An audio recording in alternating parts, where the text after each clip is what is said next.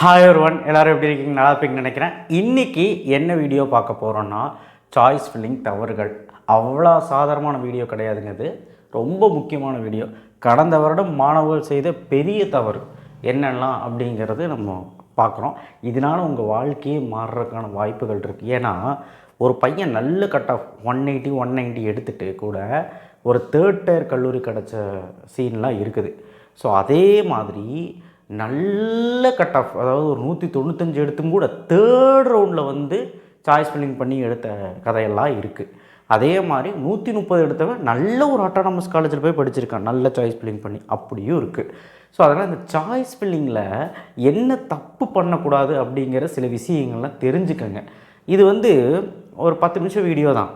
நீங்கள் 10 நிமிஷம் ஃபுல்லாக பார்த்தீங்கன்னா ஒரு சின்ன ஸ்பார்க் உங்கள் மனசில் உண்டாகும். ஓகே, இதெல்லாம் நம்ம ரெடியாக இருக்கணும் இப்படிங்கிறது.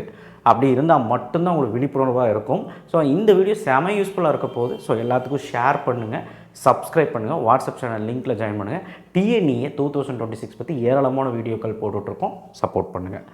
என்ன அப்படின்னா, இந்த சாய்ஸ் ஃபில்லிங்கில் பார்த்திங்கன்னா இந்த பண்ணுறது ஒன்றும் பெரிய விஷயம் இல்லை. ஃபஸ்ட் ஆஃப் ஆல் ஒரு விஷயம் தெரிஞ்சுக்கோங்க. ஒரு காலேஜில் எவ்வளோ கோர்ஸ் வேணாலும் கொடுத்துக்கலாம், சரிங்களா?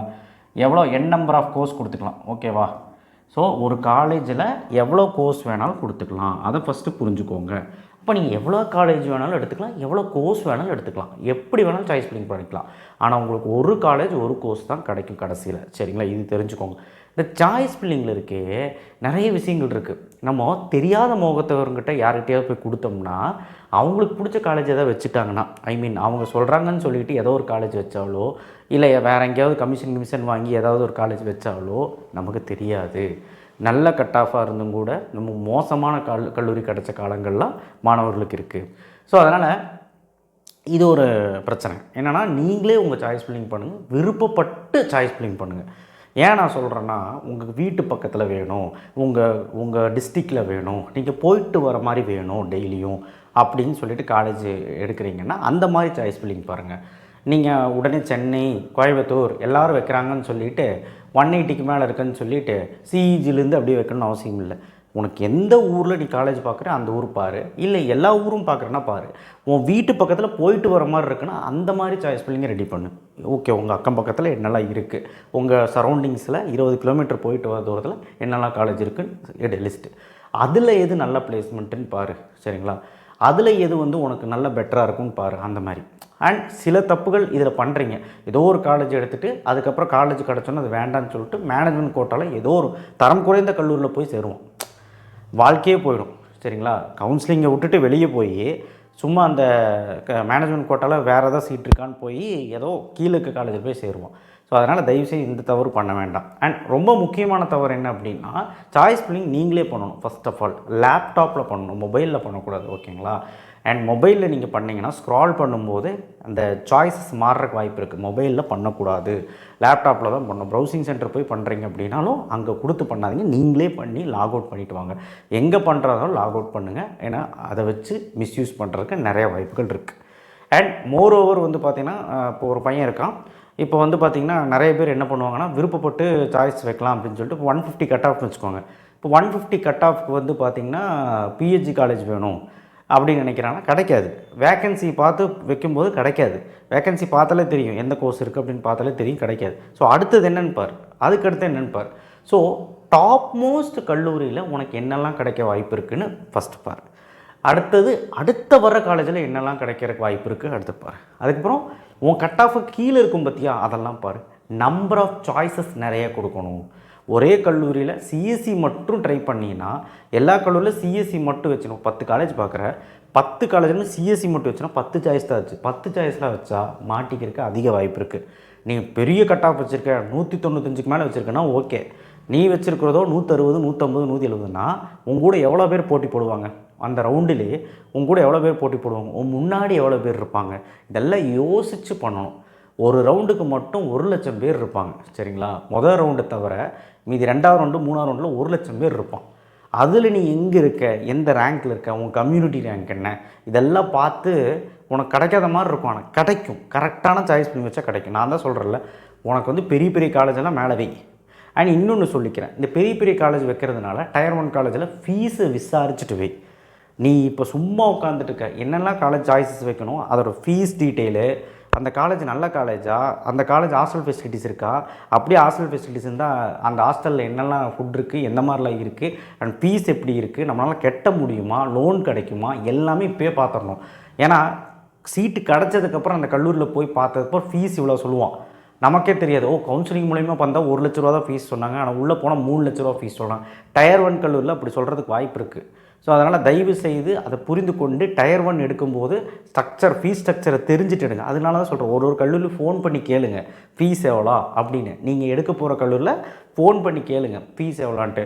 இல்லை நேரில் போக முடியல சார், நான் இந்த மாதிரி கட் ஆஃப் எடுத்திருக்கேன், நான் வந்து எனக்கு இந்த ஃபீஸ் ஸ்ட்ரக்சர் சொல்லுங்கள் சார், நான் உங்கள் காலேஜ் சேரணும்னு நினைக்கிறேன், கவுன்சிலிங்கில் தெரிஞ்சுக்கிட்டால் கொஞ்சம் நல்லாயிருக்கும் சார்னா சொல்லுவாங்க. கவர்மெண்ட் கோட்டா ஃபீஸ் சொல்லுவாங்க, ஹாஸ்டல் ஃபீஸ் எவ்வளோன்னு சொல்லுவாங்க. நீங்கள் ஃபோன் பண்ணி கேளுங்க. நீங்கள் சும்மா இப்போ காலேஜ் கோடோடு அடித்து காலேஜ் பேர் அடிச்சிங்கன்னா க்ரோமில் அடிச்சிங்கனாலே ப்ரௌஸ் பண்ணி பார்த்தாலே வந்துடுது கூகுளில். என்னது அந்த காலேஜோட ஃபோன் நம்பர்லாம் வந்துடுது, அதை வச்சு அடிச்சுக்கலாம். ஓகேங்களா? அதுக்கப்புறம் உங்களுக்கு பிளேஸ்மெண்ட் ரொம்ப ஹையாக இருக்கணும், அந்த மாதிரி காலேஜ் தான் வேணும்னா அந்த மாதிரி சாய்ஸஸ் ரெடி பண்ணு. ஆனால் உனக்கு எது பிடிக்குதோ அதை ஃபஸ்ட்டு வை. இப்போவும் சொல்கிறேன், டாப் காலேஜ்னு சொல்கிறேன், நான் தான் டாப் காலேஜ் வைக்க சொன்னாலும் டாப் காலேஜ் தான் வைக்க சொன்னாலும் டாப் காலேஜ் வைப்பேன். ஆனால் டாப் காலேஜில் பணம் கட்ட முடியுமா? பெரிய பெரிய காலேஜ் இப்போ கேபிஆர், ஈஸ்வர், ராஜலக்ஷ்மி, சென்னை இன்ஸ்டியூட்டு, சவிதா, இதெல்லாம் வந்து உங்களுக்கு பேர் இது ஃபீஸ் கட்ட முடியுமா அப்படிங்கிறது பார்த்துக்க. இல்லை ஃபீஸ் கட்ட முடியலன்னா ஒன்றால் ஃபீஸ் கட்ட முடிகிற காலேஜுன்னு லிஸ்ட் இருக்கும், அந்த லிஸ்ட் எடு. Government college, government constituent campus, ப்ரைவேட்லேயும் வந்து 1 லட்சத்துக்கு கீழே ஃபீஸ் எல்லாம் இருக்கிற கல்லூரியெல்லாம் இருக்குது. அதில் எது பெட்டர்னு பாருங்கள். ஸோ இவ்வளோ ஒர்க் அவுட் பண்ணணும் நீ. ஸோ அந்த ஃபீஸ் வந்து ரொம்ப முக்கியமாக இருக்குது. ஏன்னா ஃபீஸ் வந்து தெரியாமையே நிறைய பேர் பண்ணி காலேஜ் வேண்டான்னு சொல்லி வந்துடுறான். ஏன் 1 வருஷம் படித்து டிபார் ஆகி கூட வந்துடுறான், 2ஆவது வருஷம் டிபார் ஆகி வந்துடுறான், லைஃபே போயிடுது. ஸோ தயவு செய்து ஃபீஸ் ஸ்ட்ரக்சர் தெரியாமல் சாய்ஸ் ஃபில்லிங் பண்ணாதீங்க. அண்ட் 2ஆவது ஸ்போர்ட்ஸுக்கு முக்கியத்துவம் கொடுக்கணும். நான் வந்து ஸ்போர்ட்ஸ் கோட்டாவில் வந்திருக்கேன், ஸ்போர்ட்ஸுக்கு முக்கியத்துவம் கொடுக்கணும். எனக்கு எதுக்கு ஸ்போர்ட்ஸ் நல்லாயிருக்கும், ஸ்போர்ட்ஸ் கோட்டா இல்லைனாலும் பரவாயில்ல, எனக்கு ஸ்போர்ட்ஸ் நல்லா இருக்கணும் அப்படின்னா ஸ்போர்ட்ஸுக்கு எது நல்லாயிருக்கும்னு சொல்லிட்டு அந்த காலேஜ் பாருங்கள். ஃபோன் பண்ணி கேளுங்க, நேரில் போய் விசாரிங்க. ஏதோ ஒரு 10 காலேஜ் பார்த்து வச்சு அந்த 10 காலேஜ் போய் விசாரிங்க. சும்மா அப்படியே வீட்டில் உட்காந்துட்டு இருந்தீங்கன்னா ஒன்றுமே பண்ண முடியாது. புரிஞ்சுதுங்களா? ஸோ தயவு செய்து பிளேஸ்மெண்ட் மட்டும் NBA accreditation, NAC, NARF, infrastructure, ஒரு காலேஜோட தரம் எப்படி, ஒரு காலேஜோட பிளேஸ்மெண்ட் எப்படி, ஹையஸ்ட் சேலரி பேக்கேஜ் எப்படி, எல்லாமே பார்க்குறோம். ஆனால் ஒரு சாய்ஸ் ஃபில்லிங் பண்ணும்போது எவ்வளோ கெடுபடி இருக்குன்னு பாருங்கள். ஃபீஸ் கட்ட முடியுமா ஃபஸ்ட்டு, அதுக்கப்புறம் நமக்கு பிடிச்ச காலேஜா, நமக்கு வந்து ஸ்ட்ரிக்டான காலேஜாக இருக்கணுமா, ஸ்ட்ரிக்ட் இல்லாத காலேஜ் இருக்கணுமா, இவ்வளோ பிரச்சனை இருக்குது. அதுக்கப்புறம் வந்து பார்த்திங்கன்னா அந்த காலேஜில் வந்து ரொம்ப தூரம் இருக்கா, உனக்கு போயிட்டு வர முடியுமா, ரொம்ப 20-25 கிலோமீட்டர் உனக்கு பயணம் பண்ண முடியுமா, இல்லை வேறு ஊரில் பார்க்கலாமா, இல்லை நம்ம ஊர்லேயே பார்க்கலாமா, இந்த மாதிரி பல கன்ஃபியூஷன்ஸ் இருக்குது. ஸோ இதுக்கு தகுந்த மாதிரி தான் நீ சாய்ஸ் ஃபில்லிங் ரெடி பண்ணணும். தவிர எல்லோரும் டாப் காலேஜ் சிஇஜி வைக்கிறாங்கன்னு சொல்லிட்டு அந்த மாதிரி சிஇஜி பிஹெச்ஜின்னு வைக்கணும் அவசியம் கிடையாது. உனக்கு என்ன பிடிச்சிருக்கோ அந்த மாதிரி. ஸோ இதெல்லாம் சாய்ஸ் ஃபில்லிங் தவறுகள். தெரியாமல் பண்ணுறையோ தெரிஞ்சு பண்ணுறையோ, ஆனால் டாப் காலேஜ் வைக்கிறாங்க பேரில் அப்படியே வச்சு விட்டு திடீர்னு ஏதாவது மெக்கானிக்கல் மாதிரி எதாவது கிடச்சிருச்சுன்னு வையே, அந்த ஊரில் போய் நிற்கணும், அந்த கல்லூரியில் போய் படிக்கணும். உனக்கு ரெடினா மட்டும் வை, இல்லைனா வேண்டாம். ஃபஸ்ட்டு ப்ரையாரிட்டி உனக்கு பிடிச்ச மாதிரி வை. ஏன்னா ஃபஸ்ட்டு ப்ரையாரிட்டி கம்ப்யூட்டர் மேலேருந்து தான் செக் பண்ணிவிட்டு வரும். அப்போ முதல் ப்ரையாரிட்டி ரொம்ப முக்கியம். சரியா? மேலேருந்து செக் பண்ணிவிட்டு வரும். ஓசியில் செக் பண்ணும், உன் கம்யூனிட்டியில் செக் பண்ணும், ஓசியில் செக் பண்ணும், உன் கம்யூனிட்டியில் செக் பண்ணும். ஓசியில் இருந்தால் எடுத்து கொடுத்துரும், ஓசியில் இல்லைன்னா உன் கம்யூனிட்டியில் பார்க்கும், உன் கம்யூனிட்டியில் இருந்தாலும் எடுத்து கொடுத்துரும். ஸோ தயவு செய்து நீங்கள் புரிஞ்சுக்கணும், மேலேருந்து வைக்கிறது தான் ரொம்ப முக்கியம். ஸோ மேலே உனக்கு என்ன பிடிக்குதுன்னு பாரு. அதுக்கு நடுவில் எதோ வச்சிடலாம், எதோ காலேஜில் வச்சிடலாம் அப்படி இல்லை. நீ வைக்கிற 50 சாய்ஸ் இருந்தாலும் உனக்கு உறுதியாக அந்த கல்லூரியில் படிக்க முடியும், அந்த கோர்ஸ் ஓகேவா, எல்லாமே பாரு. சும்மா வந்து சிவில் வைக்கிறேன், மெக்கானிக்கல் வைக்கிறேன் அப்படின்னு சொல்லிட்டு சிஎஸ்சி விரும்பியிருப்பான், சிவில் மெக்கானிக்கல் வைக்கிறேன் டாப் காலேஜில், கிடச்சா ஓகே, இல்லைன்னா நான் வேறு எதாவது பார்த்துக்கிறேன் அப்படின்னு வைப்பான். திடீர்னு பார்த்தா சிவில் கிடச்சிடும். சிவில் கிடச்சோன்னா எனக்கு வேண்டாம், எனக்கு அப்போர்டு கொடுத்து பார்ப்போம். அப்போர்டு கொடுத்தும் அக்செப்டன் அப்போர்டு கொடுத்து பார்த்தாலும் நமக்கு வந்து மேலே கிடைக்காது. திடீர்னு பார்த்தா சிவிலே கிடச்சிரும். அப்போ உனக்கு என்ன பண்ணுவேன், விட்ரா பண்ணிட்டு போவையா, இல்லை அந்த காலேஜை போய் சேருவியா, நிறைய கன்ஃபியூஷன்ஸ். ஸோ உனக்கு பிடிச்ச கோர்ஸாக பாரு. ஓகேவா? ஸோ உனக்கு பிடிச்ச கோர்ஸாக முடியலனாலும் ஒரு நல்ல காலேஜ் வேணும், கோர்ஸில் காம்ப்ரமைஸ் பண்ணால் அந்த மனசு தேத்திக்க. ஓகே, நான் வந்து சிவில் எடுத்துனாலும் நான் வந்து இந்த கல்லூரியில் படிக்கிறேன், பயோமெடிக்கல்னாலும் இந்த கல்லூரியில் படிக்கிறேன், ஏன்னா எனக்கு டாப் ப்ரையாரிட்டி காலேஜ் தான் முக்கியம், டாப் காலேஜ் தான் முக்கியம்னு சொல்லிட்டு என்ன கோர்ஸ்னாலும் வைப்பாங்க. அந்த மாதிரினா உன் மனசை பாரு. இவ்வளோ பிரச்சனை இருக்குது. ஸோ நீ இதெல்லாம் தெரியாமல் சாய்ஸ் பண்ணி வைக்கக்கூடாது. சும்மா யாரோ சொல்கிறாங்க நான் சொல்கிறேன்னு கூட வைக்கக்கூடாது. ஸோ விருப்பப்பட்ட காலேஜ், அது 3rd டயராக இருந்தாலும் சரி, 4th டயர் சரி, 5th டயர் சரி. சில பேர் வீட்டு பக்கத்துலேயே ஒரு 2 தெரு தள்ளி தான் இருக்கும், அங்கே தான் வேணும்பா. அந்த கல்லூரி வைக்காமல் வேறு ஏதாவது கல்லூரி ஃபஸ்ட்டு வச்சோன்னு அது கிடச்சோடனே அது அவங்களோட பொருளாதார சூழ்நிலை போக முடியாமல் இருக்கும். அங்கே கூட அதாவது அந்த அவ்வளோ தூரம் போக முடியாமல் இருக்கும். ஸோ அதனால் இது வேண்டான்னு சொல்லிட்டு இது எடுக்கலான்னு பார்த்தா அது கிடைக்காது சில டைம். ஸோ இவ்வளோ கன்ஃபியூஷன்ஸ் இருக்குது.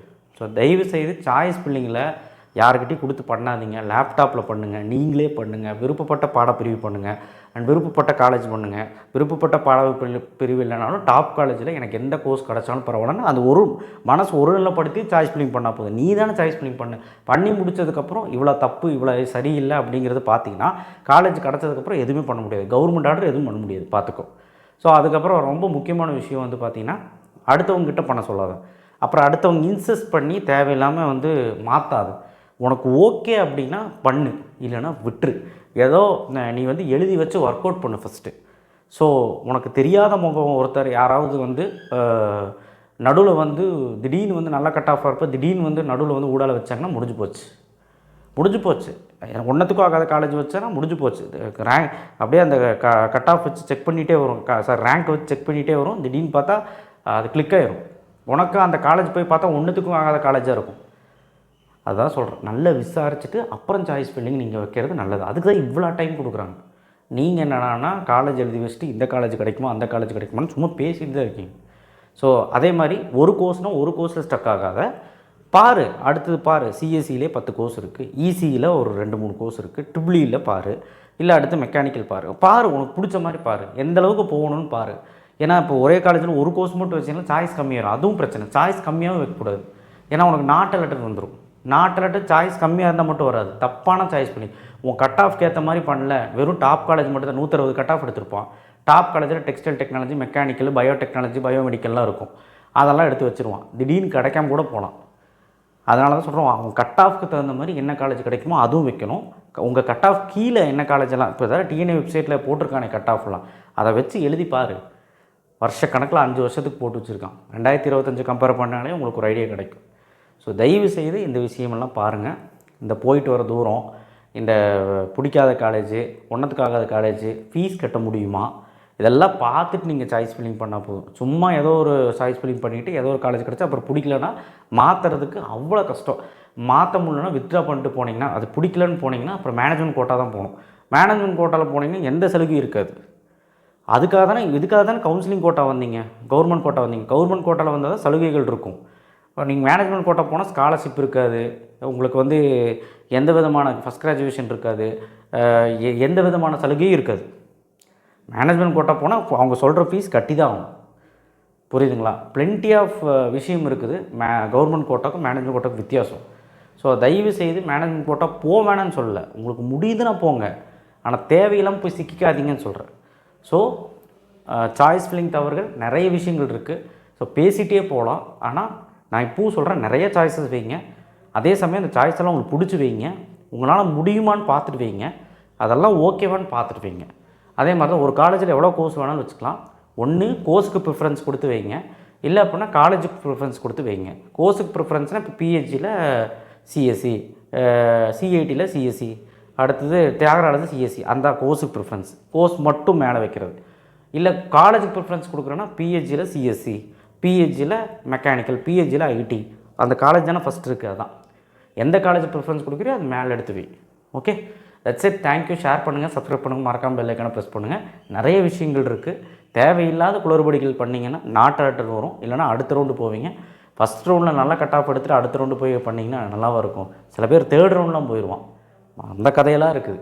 ஸோ தயவுசெய்து இந்த விஷயத்தெல்லாம் புரிஞ்சுக்கிட்டு சாய்ஸ் ஃபில்லிங் பண்ணுங்கள். நன்றி, வணக்கம், தேங்க்யூ. நெக்ஸ்ட் வீடியோவில் சந்திப்போம்.